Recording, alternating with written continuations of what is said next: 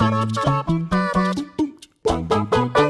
the Resident Evil 3 remake has come and gone. The PlayStation 1 trilogy has been introduced to a new generation of players and is easily available for fans of the originals. But with each new Resident Evil remake, Capcom has gone back and tweaked things as they saw fit. The Resident Evil 1 remake saw a new boss in the name of Lisa Trevor, as well as a bounty of new and reimagined areas effortlessly woven into an already classic horror. All of these turned RE1 into a masterpiece, and unless you were directly comparing the two, you wouldn't know the difference. Resident Evil 2 Remake then was overhauled in an even more drastic fashion, making it comparable, if not even better, than Resident Evil 4. Liked Mr. X in the old game? Well, how about he now follows you all over Raccoon City Police Department? However, with Resident Evil 3 Remake, the narrative has almost been entirely focused on the game's runtime and cut content. Not only is the game what we were always going to get, but it's a masterclass in how to do action-focused Resident Evil games right. Yes, key areas like the clock tower being axed are unforgivable, but this reimagined Last Escape is more than fitting for one Jill Valentine. Though there is one huge detail that Resident Evil 3 Remake introduces that might have just changed Resident Evil forever going forward. For some reason though, nobody seems to be talking about it. I am Kirsten from WhatCulture, and today we are going to be talking about the importance of Brad. As Raccoon City once again comes back to life, something canonically massive takes place. Outside the most dedicated Resident Evil fans though, nobody has spotted it. We're talking about a detail that lies with none other than the other surviving STARS member trying to skip town, Brad Vickers. In the original 1999 release of Resident Evil 3 Nemesis, Brad Vickers played a very different role to that of the remake, but he's still in the same situation, helping Jill escape an ever-closing horde of zombies infected with the T-virus, while simultaneously and heroically sacrificing himself, albeit by accident. This coward was just out for himself, stumbling into the courtyard of the RPD where he finds Jill and the Nemesis too. As Jill is overcome with fear, Brad is quickly dispatched by Nemesis, and that's the end of that. A somewhat fitting end to a runaway that left his team behind in Resident Evil 1. However, in the remake, Brad actively tries to warn Jill she is being watched by Umbrella, and even alerts her to Nemesis himself, just seconds before the tyrant comes crashing through the wall. From there, he doesn't get to stick around for long, as he now goes out like a hero, holding back a horde of zombies as Jill gets away. She never gets to see him again, but later on his importance only increases. In this new remake timeline, Jill never gets to make it to the RPD courtyard, but Brad still does. Playing as Carlos, you and fellow UCBS ally Tyrell come across Marvin Branner.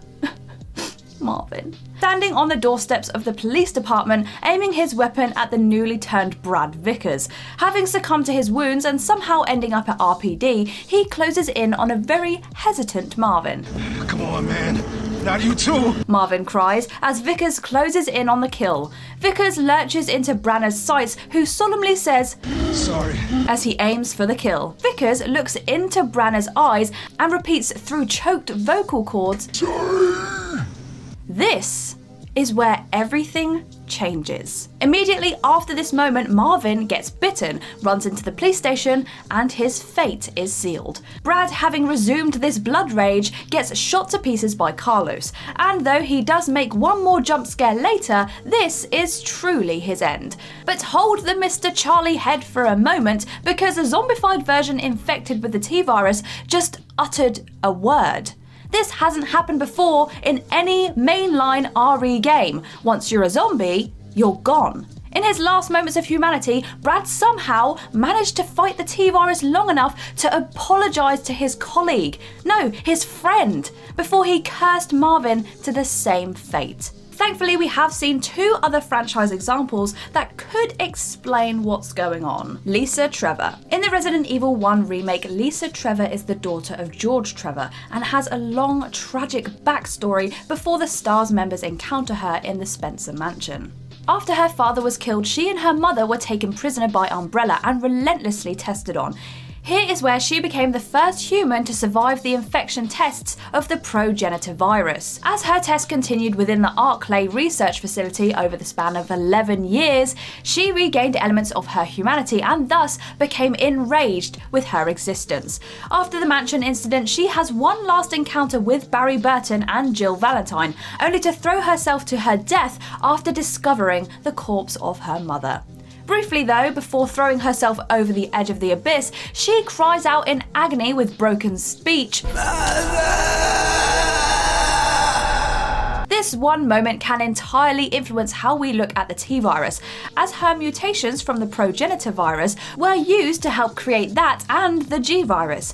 Necrosis takes over the host's body, and the incredibly unstoppable need to feed ensues, leaving the host to become nothing more than an empty vessel from who they were. All of this shows that if a host has a great enough desire, they can hold onto small fragments of humanity in the next life and stages of infection. Lisa Trevor never tried to eat Chris, Jill, or Brad. She was just trying to find her mother all of this time. Lisa also doesn't die after that fall and is finally stopped by Albert Wesker, moments before the Spencer mansion explodes. The question remains then, what is the combined strength of the virus that kept Lisa going? Or was it the latent humanity left inside and a need to avenge her mother? Though it must also be noted that in both versions of Resident Evil 1, Jill or Chris can find a journal kept by an Umbrella employee responsible for the Arklay laboratories and preparing animals for experimentation. This follows the descent of someone infected by the T-virus and eventually just ends with the simple words, itchy, tasty. So this goes to show us that not everyone succumbs to the virus in the same way, and the keeper of the diary might have been zombified way before they wrote those last lines. Of course, the experiments didn't stop there, as Umbrella Corporation have countless of sites around the globe all dedicated to viral weaponry.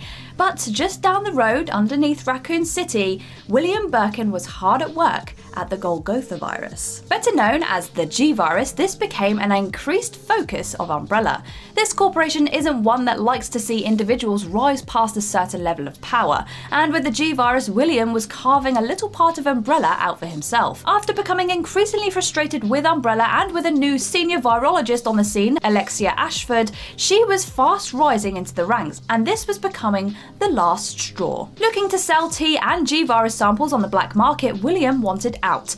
This, of course, had to be stopped and saw Operation Nest Wrecker put into place. A small unit led by Hunk was sent into the nest to recover all samples of the G-virus and apprehend Birkin. But that didn't go to plan, and Birkin was gunned down. In a last-ditch effort, Birkin infected himself with the G-virus and not only caused the nest to collapse, but he found and killed Alpha Team. Only Hunk survived, but because of the virus, the samples leaked into the sewer and soon infected Raccoon City. Now, the T and G-virus are like chalk and cheese. However, the G-virus has proved in Resident Evil 2 Remake that, again, elements of humanity can be retained, even if you are infected with G. While in his first mutated form, William Birkin can be heard crying out to you saying, "Help me!" Even at some points crying in anguish for his daughter, Sherry. It's almost as if Birkin is aware and conscious even though G-virus has taken over him on a cellular level.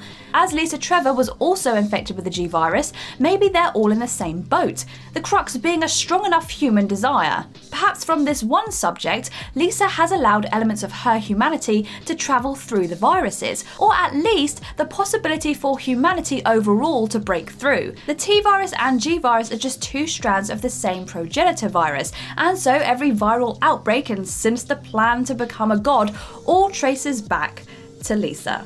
So was Brad an outlier, or is he an example of what's to come for Resident Evil as Capcom remake the games and tweak the canon? For those answers, we will have to wait for the inevitable Resident Evil 4 remake, but hopefully Code Veronica isn't far behind. The answers to all this could very well be locked away with Alexia Ashford, or even Albert Wesker later down the line. Of course, all of this could come to a dead end as the host turned from mindless killing machines to controlled individuals, infected with parasites. For now, we have to look back at that one moment when a member of STARS, with his final shreds of humanity, apologised before the T-virus took over. Now, I for one wasn't one that actually enjoyed Brad as a character, but after going into all of this and digging into these things, he's now becoming very interesting to me. But what do you guys think? Leave a comment down below and let me know. If you liked this video, give it a big old thumbs up, one of these, and if you haven't already, click that subscribe button down there. But for now, I have been Kirsten from WhatCulture, and I will see you in the next video. Bye.